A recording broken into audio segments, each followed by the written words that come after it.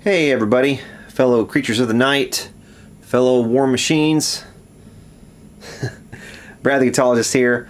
I'm going to dig a little deeper into my big pile of stuff that I've got to get through. Let's open this up and see what we have here. I believe I know what this is. It's an amp chassis. This came to me back when I first started getting sick, and it's been sitting since, waiting for me to not be sick. So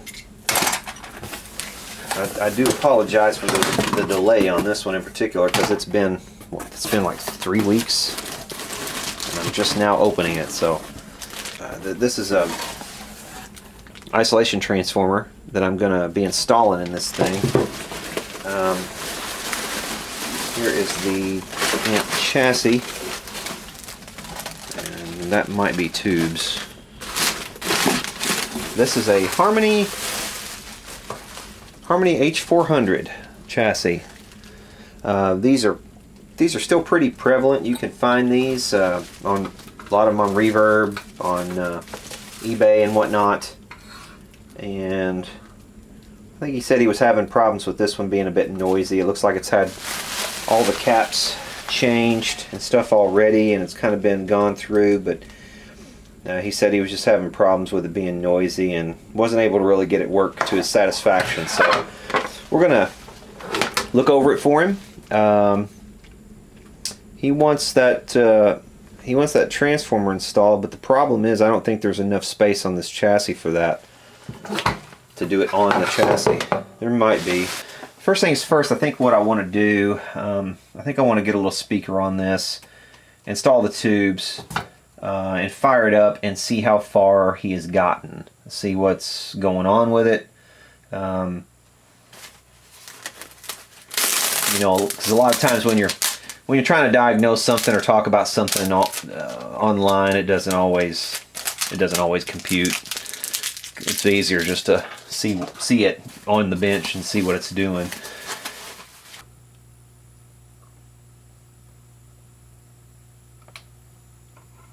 Yeah, this wiring is kind of a mess.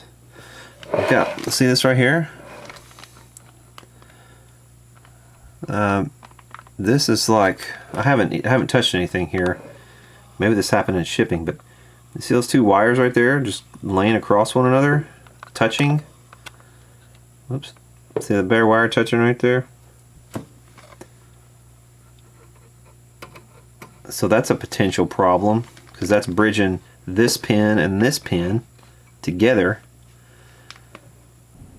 Definitely are going to want to make sure that everything is wired correctly. So I'll just kind of trace this through. We do have okay, so it's going first to the volume pot from the input.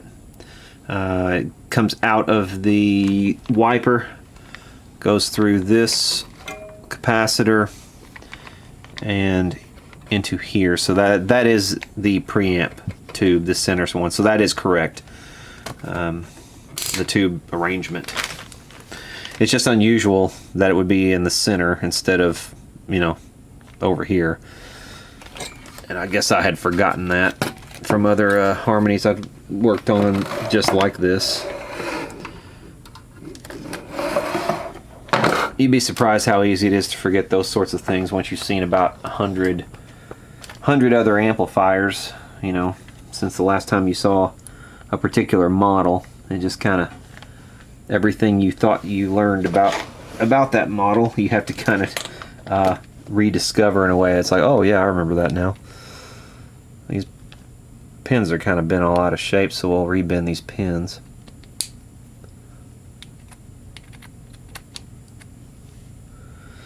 And there's a little bit of a white milkiness to that, like maybe the air is starting to get to it. I don't know, there might still be some life in it, but that'll be something I think about. When the bases start to look like that, that can sometimes mean they're going to air.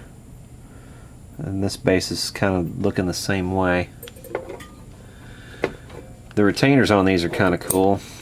Check this out. They just kind of do that.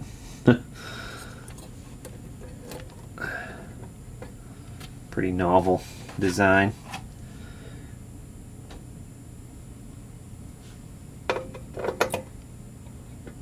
And there's a rectifier too.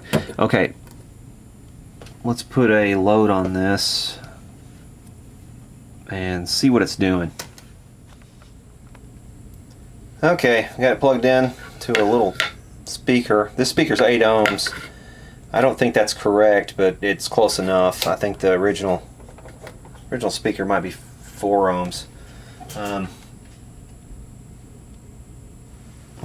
Let's dial it up. I don't even think anybody's home.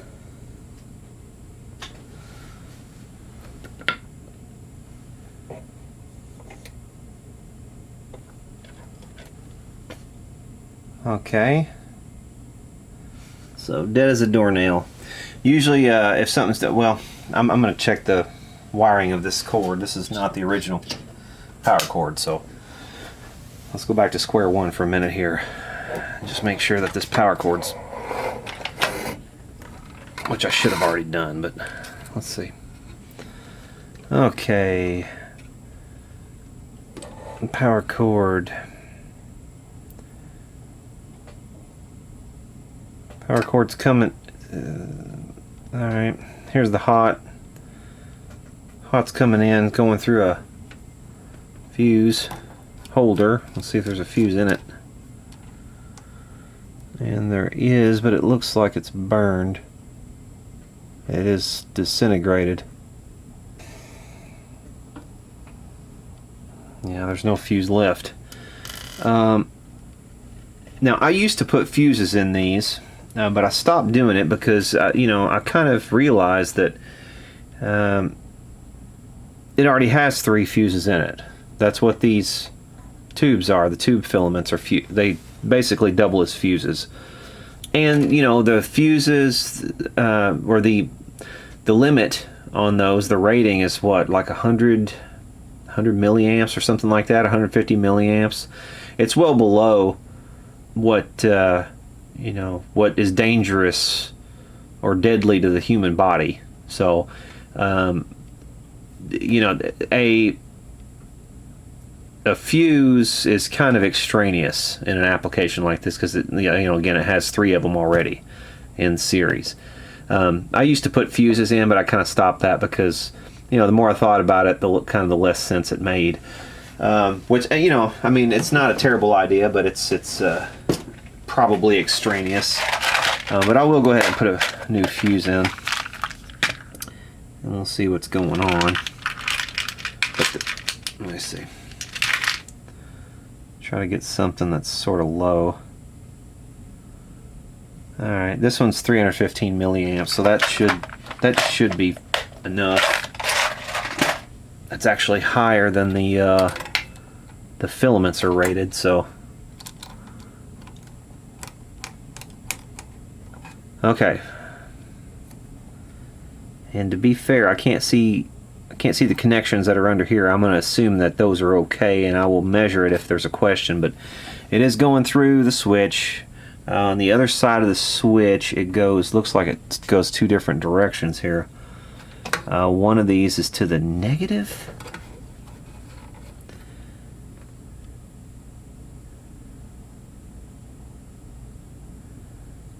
Okay, so the hot is going to the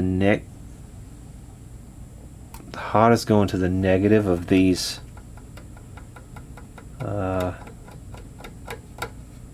Okay, I think it's time to get a schematic, because look, he's got the hot coming in. That's the black coming into this through a fuse to the switch, and then splitting off 2 different directions.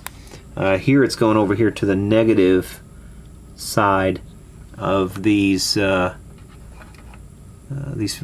capacitors, and it takes off the other direction and goes here to what,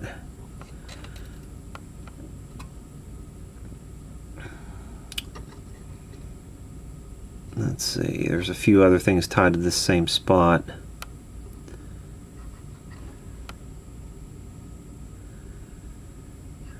and then you've got a single resistor here. You got a single resistor separating. Okay, that would be the full. Okay, so that'd be full 120 volts basically right there on that point, right? So this will be hot.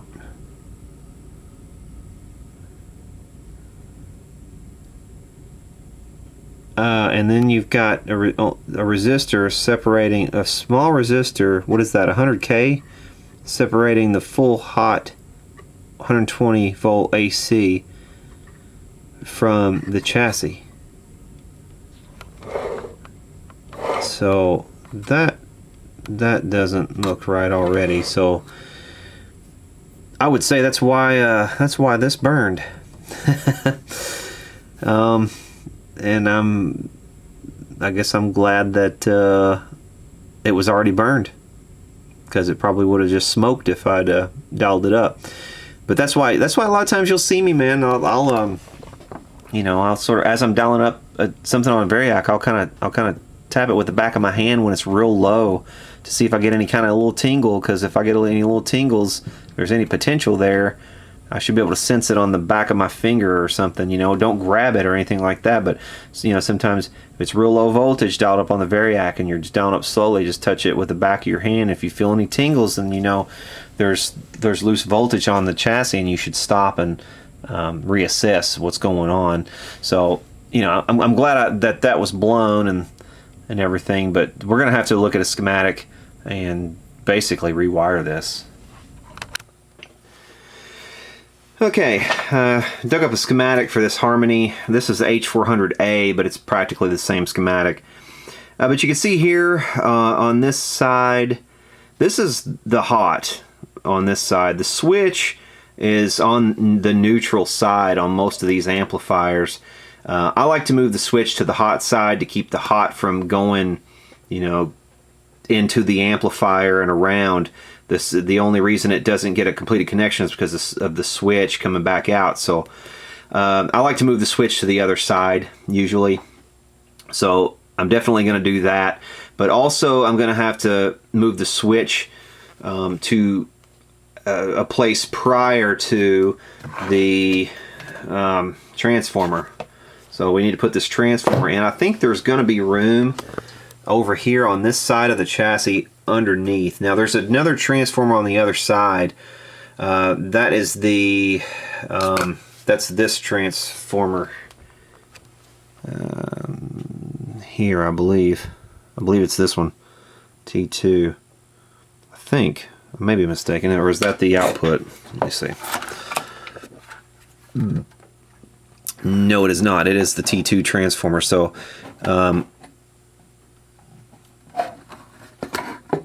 okay. So yeah, that I don't know if that's going to induce noise into this. I doubt it, because that transformer, all that's really doing is it's isolating. That's an isolation transformer, T2, and what it's doing is it's isolating this filament. So if there was some kind of internal short between, say, the filament and the cathode, or perhaps the filament and the grid maybe, nothing's going to get back on your guitar. You would have basically the whole 120 on your guitar there. It wouldn't be the whole 120, because you would have these filaments in series, like you would have a 50 volt filament and everything else. So I mean, the risk is somewhat overblown, but also what it does is it isolates, in addition to making it a little safer, it also isolates this first tube filament, so that's not so noisy, because there's a lot of noise that gets kind of induced with this series string like this. For audio amplification, and that kind of mitigates some of that, and that's kind of what that's for. It serves a dual purpose. But what I'm afraid of is if I mount this transformer right underneath this other one, so it would kind of be over here in this area like this, and well, depending on which direction I mount it, but I think it would be mounted something like this. And if you look at the other side of the chassis, it's basically right underneath that transformer, but it is going in opposite direction, so it would be less likely, I think, to induce any kind of hum in you know, in that. But on the other hand, there's really nowhere else to put it. The only other place to put it that it would fit would be down here on this end, and I would kind of have the same problem, but with the output transformer over on this end, and the inputs. I'd be real close to the inputs over here, so that's kind of a no-go. So really the only place to mount this thing is going to be over here, and I think that's what we're going to start with. So we'll start with mounting up this transformer, and I'm going to have to redo the entire power cord coming in, because this is going entirely the wrong place. This should not be going... The hot should be going to the switch, but on the other side of the switch it should not be going to ground, which is basically where it's going now, to the negative side of these capacitors, and also to the common over here. So I mean, totally wrong. So we're going to fix that, mount this, and I guess start from there. Alright, well, before I do anything else, I want to test this transformer, because in my experience, these little triad transformers, and the model on this is a N-68X isolation transformer. The primary, you know, you can put 120 volts or whatever on the primary, and the secondary will usually be higher voltage than even that, like 10 or 12 volts even higher.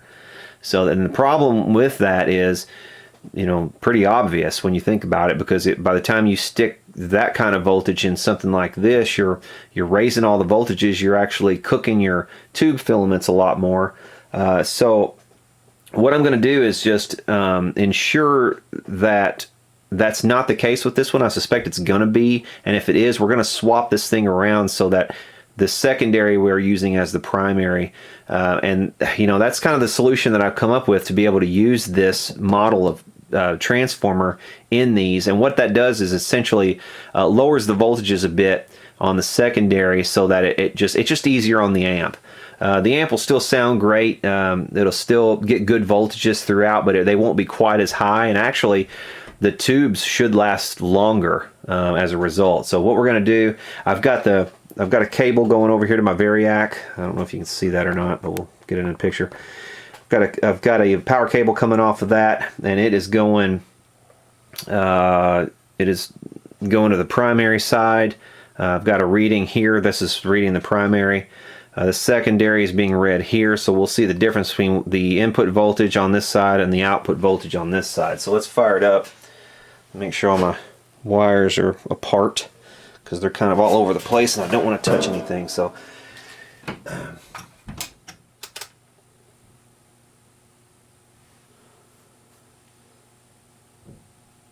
okay, so there we go.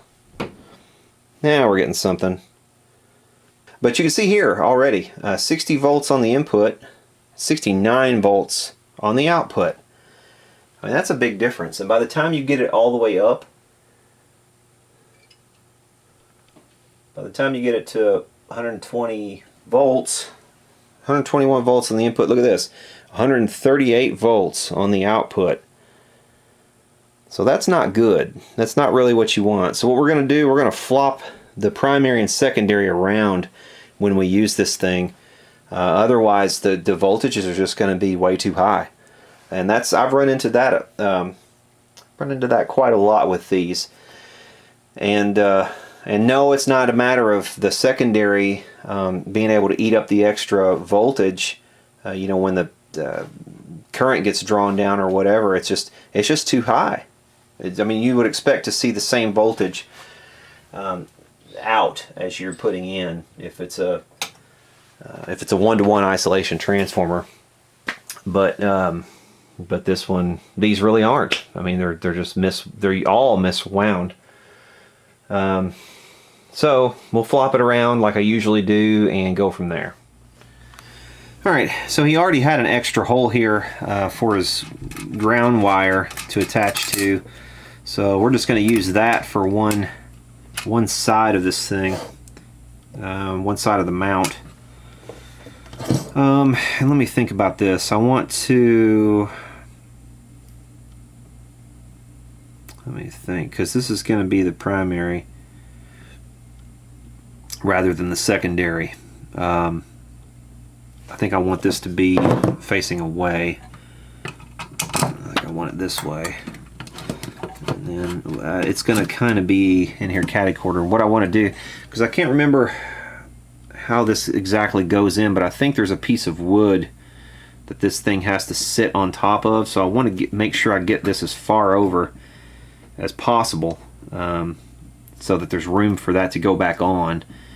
I'm just going by memory here of what, if memory serves, I think that's what needs to be done here. So and on this side I'm just going to put the nut on, because I'm going to attach the ground lug to this side over here. So we'll mark where we need to drill. Mark that right there.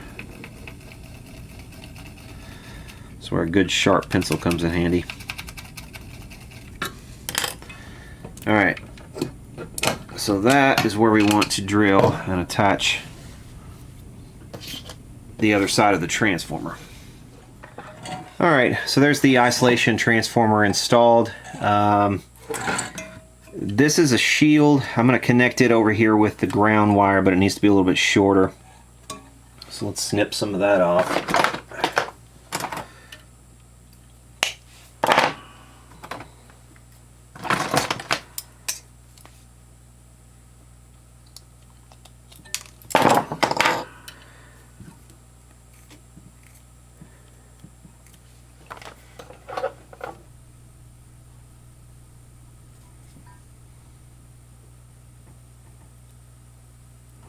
And I'll tell you what, this thing heats up fast. I'm really impressed by the speed.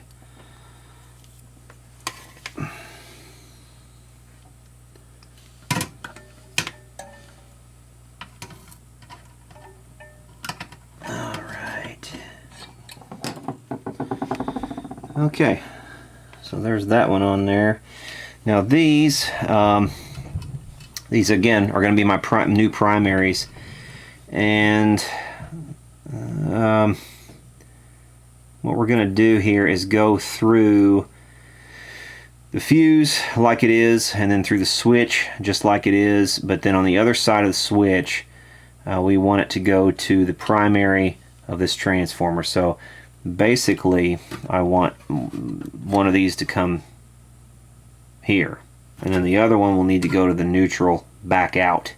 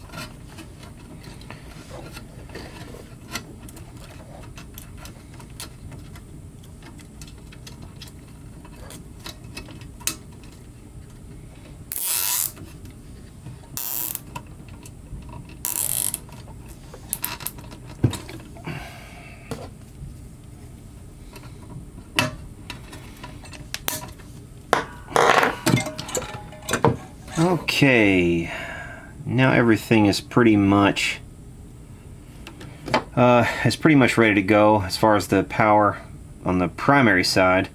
So power's coming in.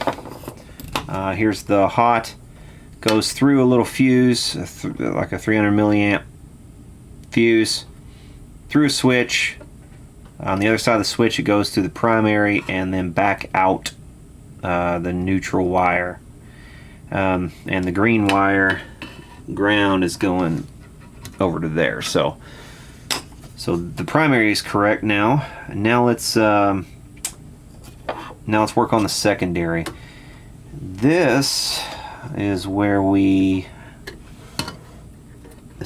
have to figure out where everything's is supposed to go. And we might look back at the schematic, but I know these two are together basically, so one side will go to these two essentially, like this, and this one will go here, I believe. Okay, so now we're gonna basically treat this as a secondary. So we should have one wire that's going to the 35W4's plate.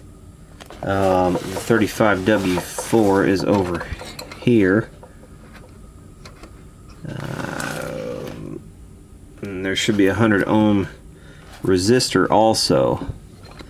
So we have a black wire coming off of that point that's going to the plate, and then we have the resistor here that's going to the filament, right? Yep, 3 and 4 right there. And then we have the cathode coming off of the 22 ohm. So there's the 22 ohm. Okay, so there's that big resistor. Here, this black wire is going to the plate. Here's the cathode where the DC voltage comes off.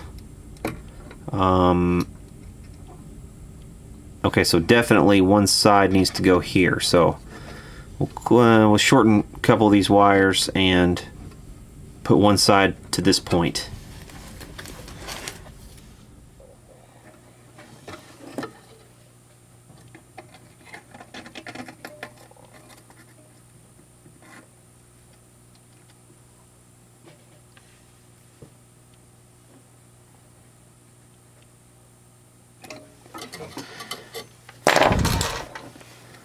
Okay, so there's half of it. Now this other half. It would be kind of nice if we had a common terminal here. Actually, it'd be even nicer. I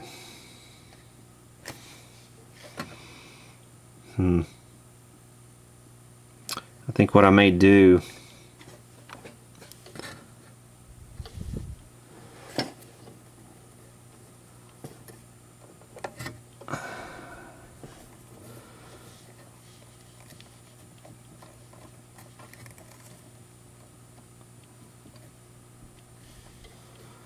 yeah, I think I may just wind these together and shrink tube this whole thing somehow. It seems the easiest way to me without having to install another terminal somewhere. It makes the most sense, just to get it done that way. And yeah, I'm pretty sure that's exactly what I'm going to do. Ideally, I think if I had to do this over again, I don't think I wouldn't do these like this. In fact, I may redo this. If you follow this red wire back over here, it's going to here. So why not just take this? Why not just take this capacitor and move it over to this point, coming off of here, and then grounding it to here. Take this capacitor, you see this green wire, clip it right here, and take it from here to there, And then this capacitor, let's see, the yellow one here, I could take it off of here and go to there. So I could actually move all of these over to this point, and it would make really more sense. And that's just going to make everything look a little cleaner. That way I can wire these things together without this big wire. I won't need that one. I could just wire these two to this and kind of probably tuck it under everything, and it'll be a lot neater that way. So yeah, let's do that. Let's chop all this off. Let's chop that, and chop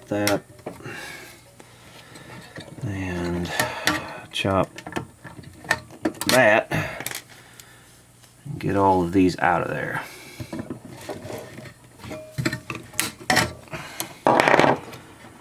Okay, this one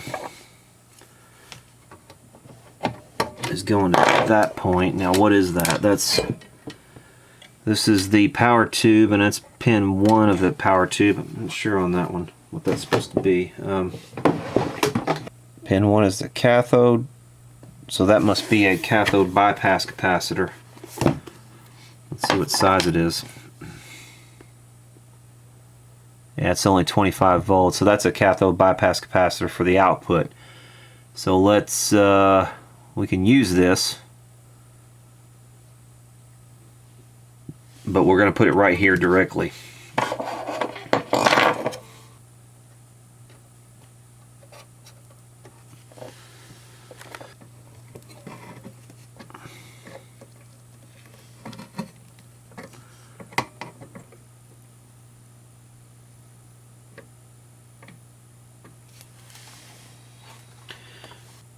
Okay, so there's one down.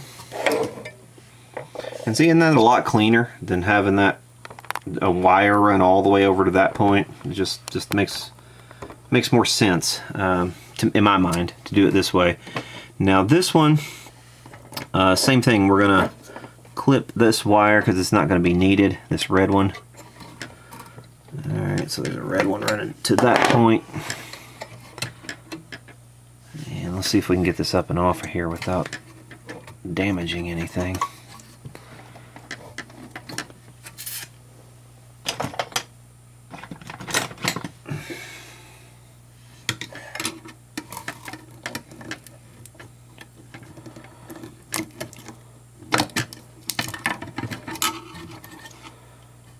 Alright, so there's that one gone.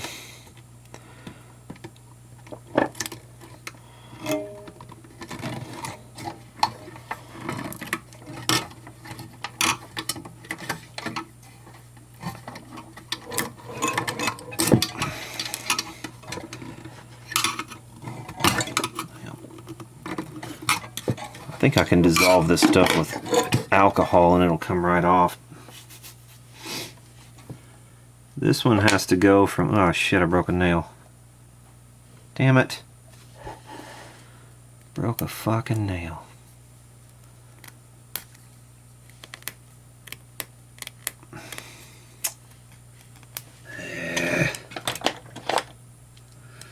Why is that important that I broke a nail? Well, because if you've noticed me play guitar, you'll notice that I use my fingers. And when you break a nail like that, actually that's not too bad. It probably could have stood to be trimmed anyway. But that's basically when you break a nail on your right hand, that's like losing a pick. And they're in terrible shape right now as it is. In fact, this one's already been super glued because it's broken over here. And from time to time I get comments too. It's like, trim your nails, trim your nasty nails, or your coat nails, or whatever. I get that kind of ignorant shit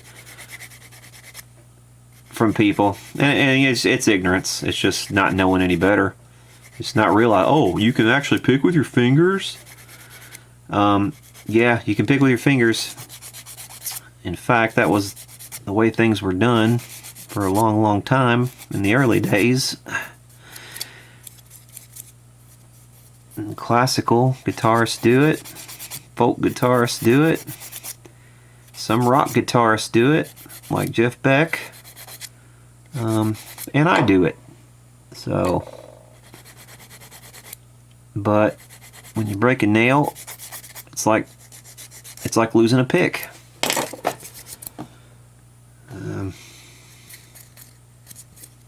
That's okay. I'll get by with that. Alright, crisis averted.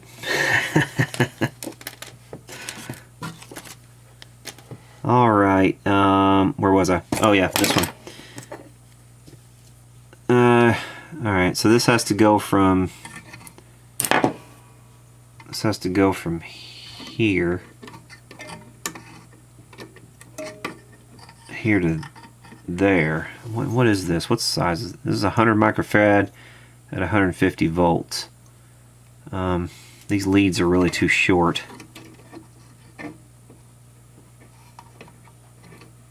Yeah, these leads are just too short. Really. Yeah,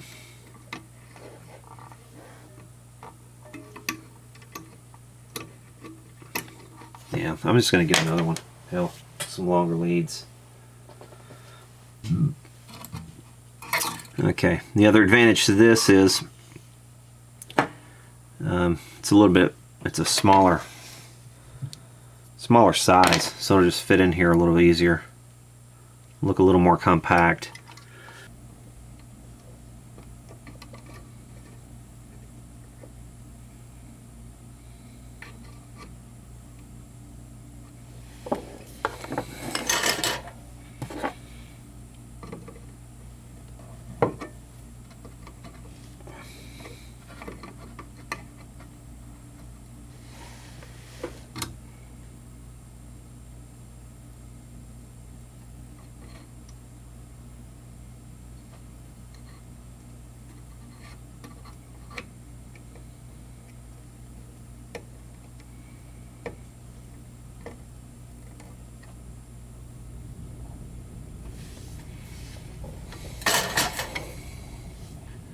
Okay, now last one.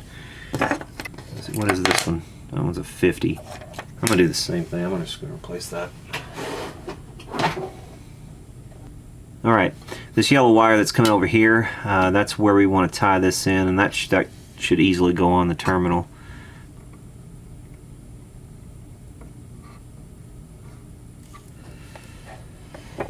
All right. Now then, doesn't that look a lot better? I mean, that's just a hell of a lot cleaner than having those wires and everything running to and fro.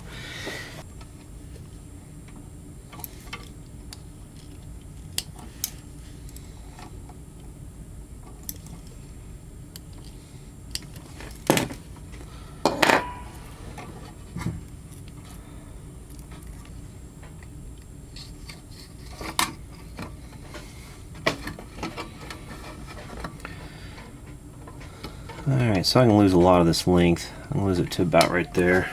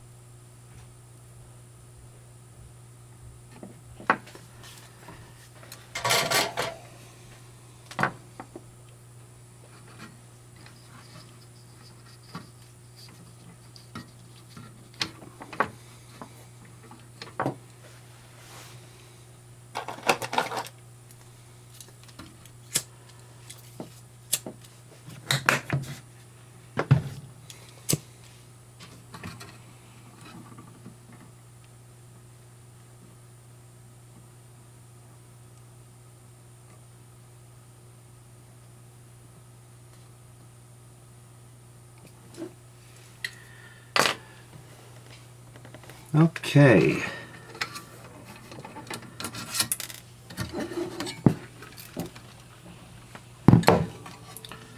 Now then, this should be able to tuck this down out of the way.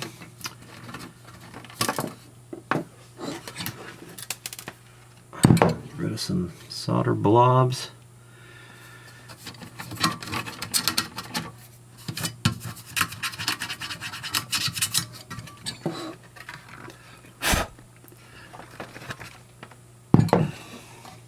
Alright, and that just overall, that's just a heck of a lot cleaner looking.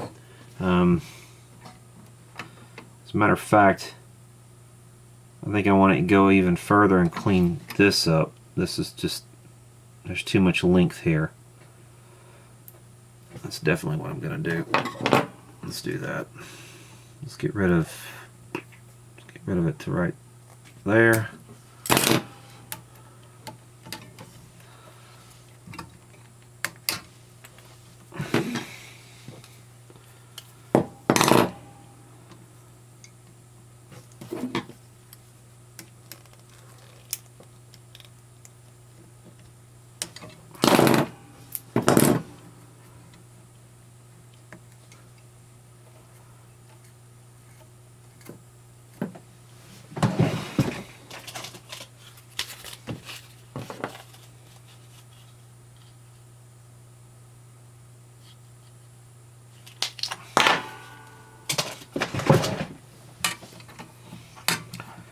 Alright, and we'll get rid of this to right there.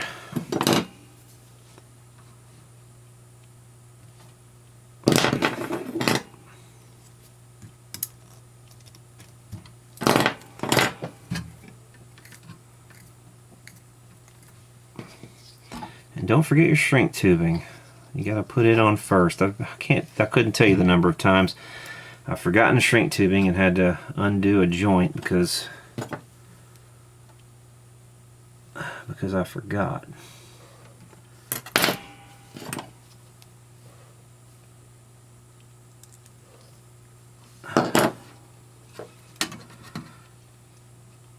And there's a couple different ways you can do this. This is sometimes easier when you have multi-stranded conductor like this.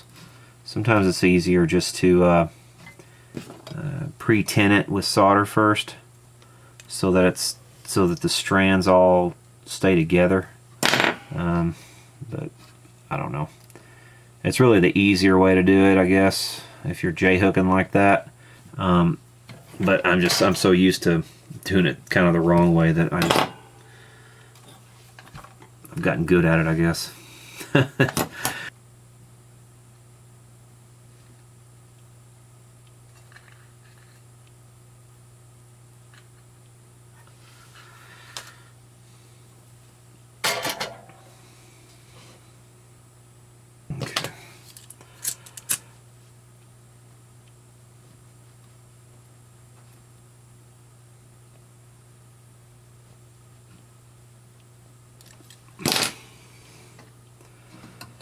Alright, so then, there we go.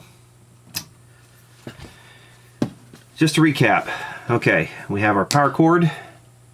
The hot comes in, goes through about a 300 milliamp fuse into a switch, comes out of the switch, goes through the primary side of the transformer, which we're actually using the secondary as the primary in this case. Comes out of the other side and back out the neutral. We have a ground on the ground, and we also have our shield, our internal shield for this, connected to that same ground. On the other side of this transformer, we will have voltage coming out, and one side is going to this point, which is going to two places. That's the plate of the rectifier, and also the filament of the rectifier.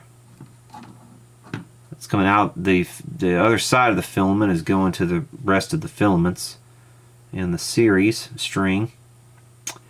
And And on the other side of that, other side of the series string, we have that transformer. Here are the two leads for that transformer on the other side.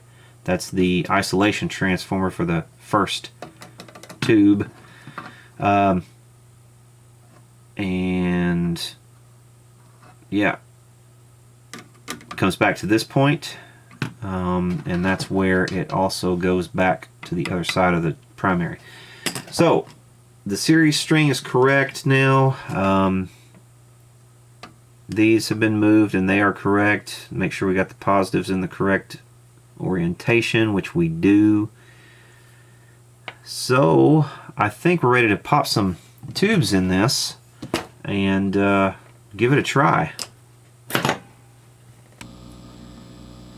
One last mod I'm going to do on this thing before I button it up.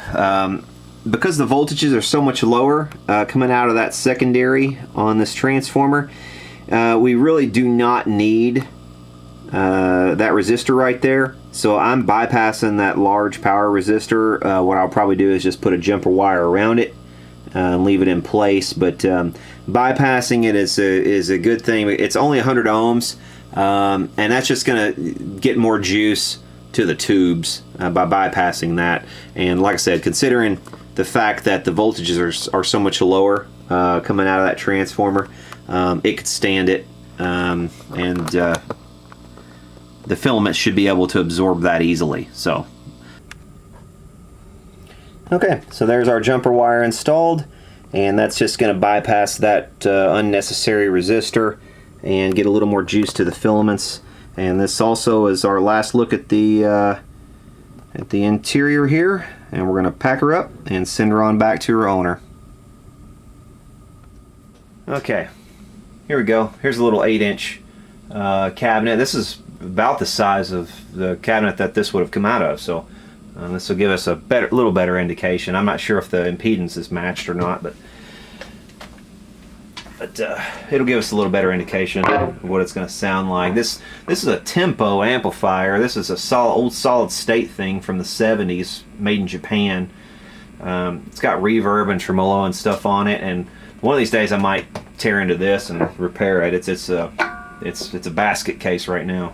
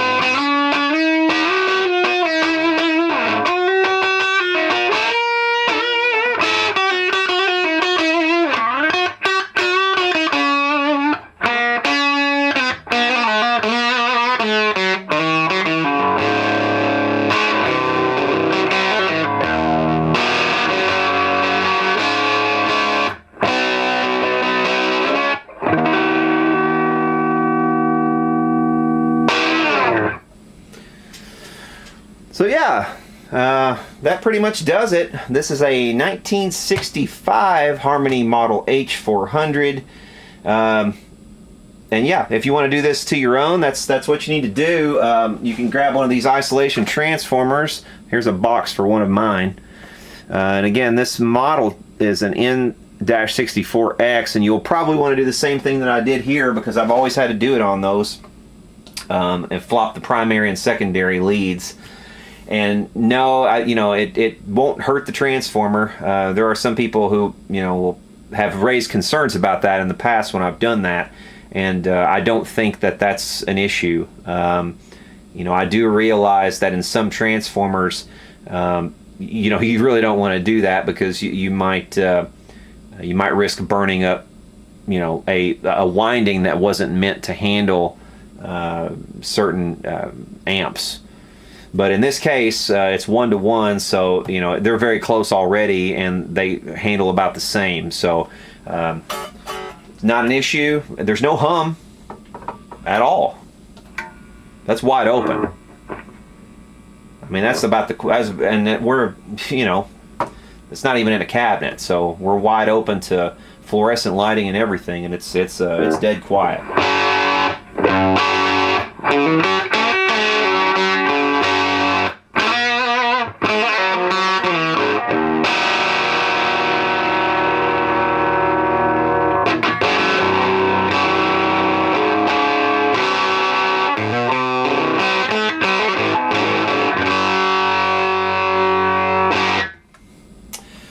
Alright, so that does it. Thanks you guys for sticking around for this. I really appreciate it. If you haven't already done so, hit the subscribe button below. And for now, y'all take care.